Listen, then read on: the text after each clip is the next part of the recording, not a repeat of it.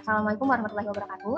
Selamat pagi, siang, dan malam pada Bapak Ibu dan teman-teman semuanya. Perkenalkan, kami dari kelompok G, mata kuliah PSI akan mempresentasikan hasil diskusi kami mengenai expenditure cycle. Nah, namun sebelumnya, anggota dari kelompok G sendiri beranggotakan 5 orang, terdiri dari Alia, kemudian ada Alvin, ada Karin Puspa Ungu, ada Nadia Sendiri, dan juga ada Robert Prismaka. Nah, baik, kita akan langsung mulai ke kasus nomor pertama. Di sini kita bisa lihat bahwa nomor satu kasusnya itu menyebutkan bahwa dari description kasus dan juga flowchart yang sudah diberikan, kita akan melakukan penilaian terhadap internal control dari brand market itu sendiri dari siklus expenditure-nya. Nah, di sini saya akan menjawab dengan mengambil penjelasan dari case description-nya.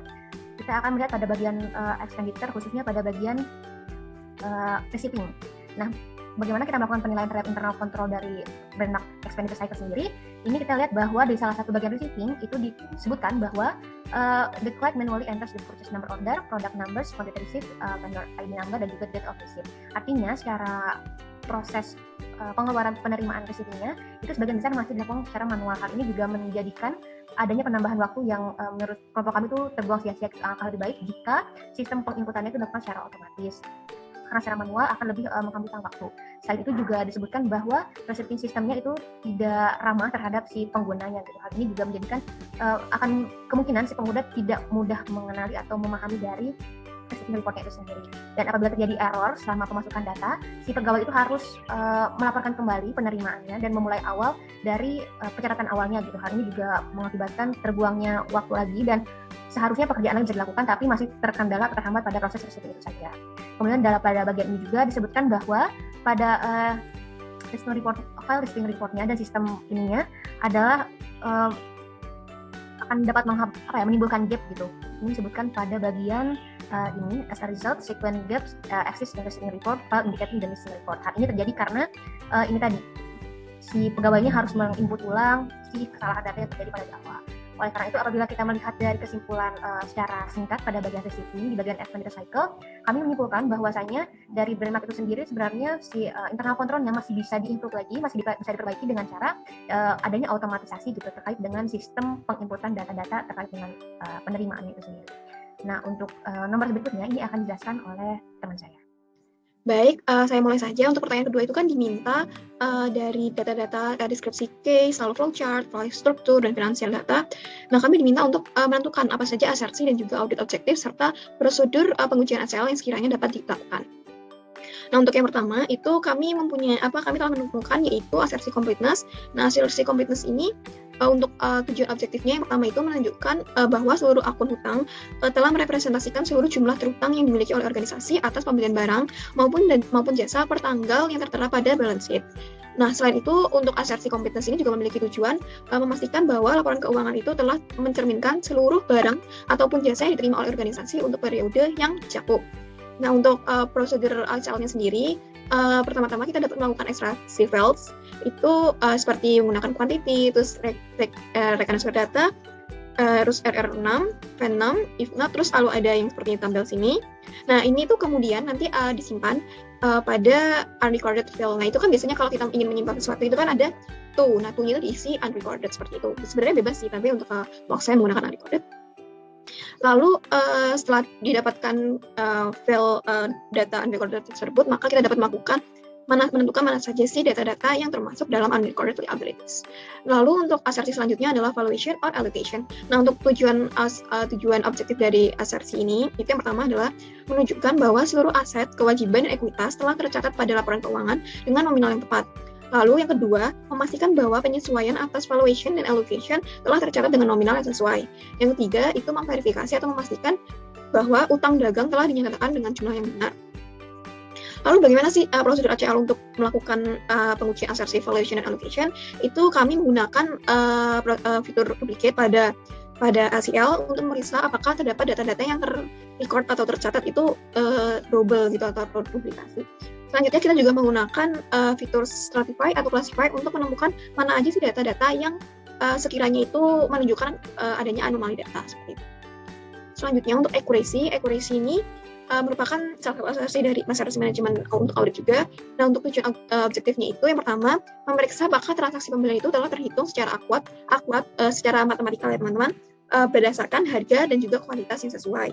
Lalu yang kedua itu memastikan bahwa akun utang dagang dalam subsidiary ledger itu telah terhitung secara benar dan akurat sesuai dengan jumlah atau nominal yang tertera pada akun di buku besar. Selanjutnya, bagaimana sih prosedur untuk ACL test? Itu kita menggunakan join table atau menggabungkan dua tabel dari payoff files dan voucher files. Kemudian dilakukan filter dengan menggunakan fitur edit view filter, lalu mengecek mana sih amounts dari purchase order ini, dan juga voucher yang tidak equal atau not equal. Mungkin untuk sekian penjelasan dari kami, dari nomor 1 dan 2. Untuk jawaban nomor 3 dan 4 akan dilanjutkan oleh rekan saya. Terima kasih. Baiklah, di sini saya akan melanjutkan untuk bagian praktek ACL dari asersi manajemen. Yang pertama itu yang akan kita bahas adalah bagian completeness, di mana di sini kita akan melakukan ekstraksi file untuk data report dan voucher pay. Nah, di sini sebelumnya kita harus melakukan relate tables dulu antara rec report dan voucher pay agar bisa membuat mengekstrak keduanya dengan filter yang sudah dibuat di awal, yaitu not dalam kurung PO enum sama dengan voucher pay. Untuk mengetahui unrecorded liabilities-nya. Nah, kita mulai dengan relate tables, yaitu di sini saya sudah membuat sebelumnya. Jadi untuk bagian filenya itu rec report dan menghubungkan antara PO number dan PO number, kemudian finish. Terus kemudian di sini kita akan mengekstrak data, di mana untuk fieldnya kita add all semua aja. Oke. Terus untuk rumus, nah di sini rumus yang kita gunakan adalah net PO number sama dengan voucher pay PO number. Nah, oke. Nah, di sini kita berikan nama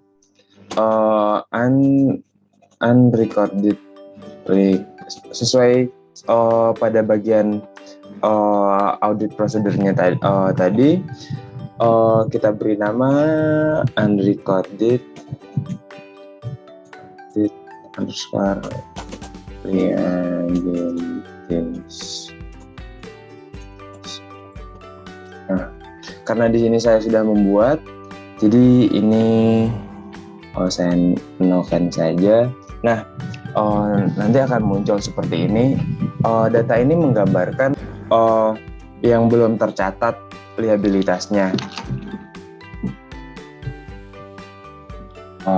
Baiklah, selanjutnya untuk asersi yang kedua, yaitu valuation or allocation, di mana memiliki audit objektif. Yang pertama, menunjukkan bahwa seluruh aset, kewajiban, dan ekuitas telah tercatat pada laporan keuangan dengan nominal yang tepat, dan memastikan bahwa penyesuaian atas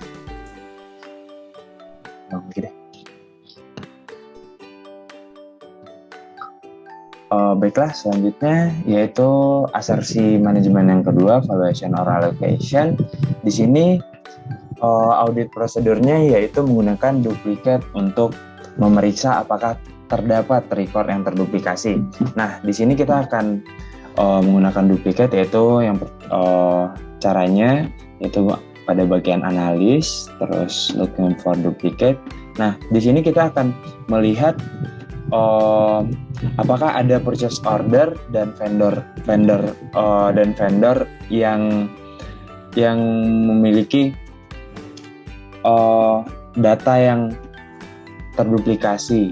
Nah, di sini ditemukan satu duplikat yang dideteksi. Nah, di sini kita akan melihat dari phone number dan phone number-nya nanti. Apakah ini terjadi kesalahan dalam pencatatan atau bagaimana? Kita melihatnya dari full amount-nya, disk amount-nya, dan due date-nya. Apabila ini menjadi keraguan, ini bisa ditanyakan kepada pihak manajemen. nantinya. Untuk asersi selanjutnya akan dijelaskan oleh rekan saya. Selanjutnya, untuk asersi valuation, kita juga bisa menggunakan fitur stratify and classify. Kita bisa menggunakan table voucher pay. Dan di sini kita langsung analyze, stratify.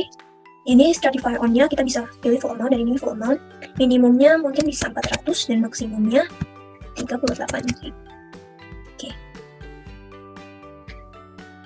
Nah, setelah di stratify, hasilnya seperti ini, dan transaksinya itu paling banyak di amount antara 400 sampai 3.439, dan ini bisa dijadikan acuan untuk auditor untuk fokus mengidentifikasi transaksi-transaksi yang dengan amount sekian. Kemudian kita juga bisa mengujinya dengan fitur classify. Dan di sini voucher pay kita pilih analyze dan classify. Supply invoice. Dan di sini juga count-nya itu satu semua, artinya tidak ada invoice yang duplicate. Kemudian kita bisa classify lagi untuk vendor number.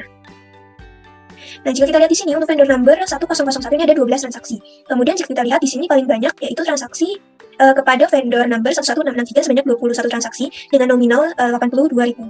Nah, ini yang paling banyak. Nah, di sini juga bisa dijadikan acuan untuk auditor untuk memeriksa, karena transaksi paling banyak dilakukan ke vendor dengan nomor sekian, jadi bisa diidentifikasi lebih lanjut.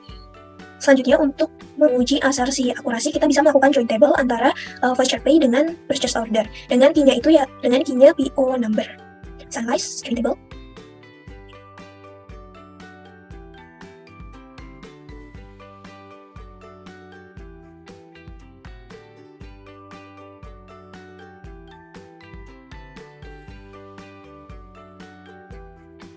Ini kita beri nama bebas ya, kita verifikasi akurasi price. Nah, di sini kita bisa lihat seharusnya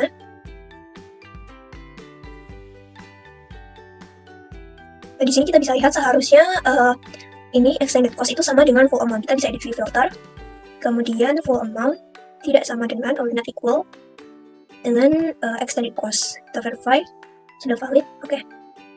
Ini ada beberapa transaksi yang mana full amount-nya itu tidak sesuai dengan extended cost. Nah, ini juga bisa menjadi indikasi bagi auditor apakah di sini terdapat error atau ada fraud. Kita bisa count record. Ada sebanyak 37 transaksi yang nominalnya itu tidak sesuai, dan ini bisa terjadi karena error atau memang fraud. Berikutnya saya akan menjelaskan mengenai expenditure cycle chapter 10, khususnya nomor 4, melanjutkan dari teman saya. Di sini pertanyaan nomor 4 itu mengenai kita diminta untuk mengidentifikasi operational business risk-nya yang terkait dengan expenditure cycle ini, dan kita juga diminta untuk menyebutkan juga asersinya apa beserta hasil dari ketika kita praktik menggunakan ACL. Langsung saja yang pertama saya menggunakan data Breadmark, khususnya di voucher pay. Nah, ini itu mengenai pembayaran-pembayaran yang telah dilakukan oleh Breadmark. Pertama saya di sini akan melakukan duplikasi di sini itu untuk memenuhi asersi keterjadian atau occurrence dan existence ya. Karena kan seharusnya PO number atau supplier invoice itu harusnya boleh dipakainya hanya sekali, tapi kita lihat apakah ada duplikasi di sini. Nah, ternyata ada 3 duplikat yang telah terdeteksi, yaitu invoice nomor 584, 30, 237, 936, dan 543, dan seterusnya. Ini kita harus pastikan apakah ada kesalahan dari sisi operational expenditure mereka. Itu untuk duplikat. Nah, kemudian kita juga mau melihat gaps-nya. Untuk completeness, ini asersi completeness yang akan kita uji. Kita mau mencari di bagian PO number ini, itu harusnya disusun secara sequence atau berurutan. Nah, kita mau melihat apakah sebenarnya perusahaan ini juga telah memenuhi asersi completeness tersebut. Kita langsung saja di sini. Nah, di gaps ini kita temukan bahwa ada missing number-nya. Jadi ini ada gap-nya yang mana misalnya 12.854 tuh harusnya setelah itu kan 12.855. Tapi di sini malah langsung 12.856, sehingga ada satu PO number yang mungkin entah hilang atau entah terlompat atau bagaimana, sehingga harus dipastikan juga. Itu berkaitan dengan risiko expenditure di bagian yang PO number-nya.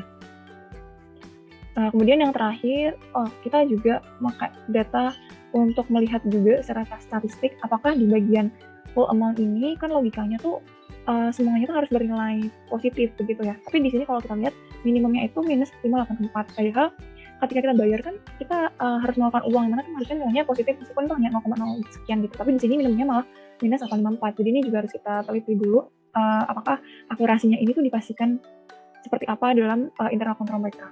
Dan terakhir kita mau memastikan bahwa apakah jumlah yang dibayar itu sesuai dengan yang PO number yang purchase order yang telah dibuat. Nah, kita menggunakan fitur join table. Jadi di sini primary key yang akan dibuat itu PO number yang akan dipilih. Nah, begitu juga dengan di purchase order, kita juga pakai PO number-nya. Nah, setelah itu kita pilih fields apa yang mau kita tampilkan. Jadi saya pilih maunya supplier invoice, kemudian check number, discount number. Okay. Nah, terus di secondary field-nya juga kita mau ini cost-nya itu adalah kuantitas dikalikan cost per unitnya. Jadi yang nanti yang kita pakai itu.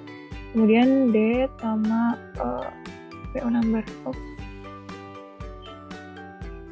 Tapi di bagian sini kita juga perlu PO number. Nah, kita beri nama dia voucher pay dan purchase order.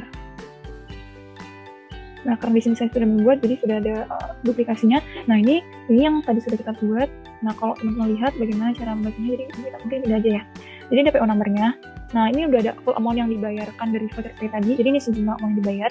Nah, ini adalah hasil perhitungan ketika di purchase order. Jadi harusnya angka ini tuh sama. Nah, tapi misalnya kalau kita lihat di sini ada perbedaan ya. Misalnya ini 3552, ini kok cost-nya padahal cuma minus 141. Nah, ini ada sesuatu yang ganjil di sini gitu. Jadi kita harus memastikan dulu akurasi dari perhitungan sistem yang ada di perusahaan itu.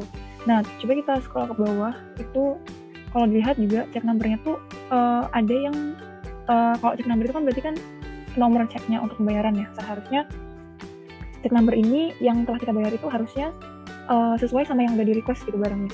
Tapi kalau kita lihat di sini, kita coba untuk quick filter ya. Nah, itu ada kita hitung dulu nih. Ternyata ada 12 transaksi yang pembayarannya itu sudah dilakukan, cuman kok di PO number-nya itu ada, cuman kok di check number-nya nggak ada. Nah, ini kita harus pastikan bagaimana perusahaan ini akan mampu menjelaskan kondisi ini. Begitu, terima kasih. Sekian dari saya.